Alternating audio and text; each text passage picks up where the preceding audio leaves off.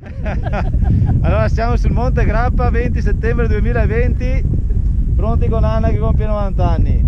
Sorridente, distesa ed emozionata, è così che per festeggiare i suoi primi 90 anni Anna Fantico Assina, residente a Fiera di Treviso, si è concessa un bel volo in parapendio lanciandosi dal Grappa a Borso, un sogno coltivato per decenni e coronato grazie all'impegno dell'associazione Air Sports Monte Grappa. 25 minuti di volo e di pura adrenalina, sempre seguita dal pilota Roberto Pivi, anche se per un po' è stata la stessa Anna a prendere in mano la situazione.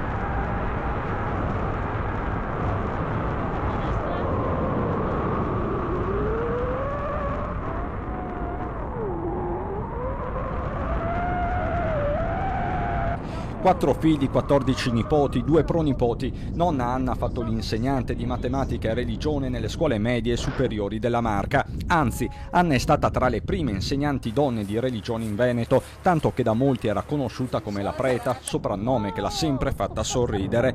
Una tempra fortissima la sua e sicuramente il DNA di famiglia c'entra qualcosa. Il fratello Giorgio, di 96 anni, già alimentarista a San Vito, è stato un mito del ciclismo. Per Anna una vita piena tra famiglia e 1000 interessi e un sogno, quello di volare, che non finisce con un semplice atterraggio. Oh, ma guarda che meraviglia! Complimenti! Cosa posso uscire?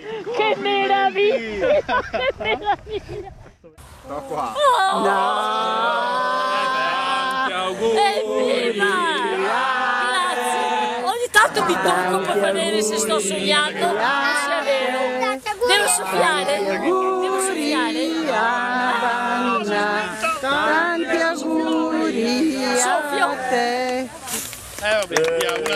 Evviva!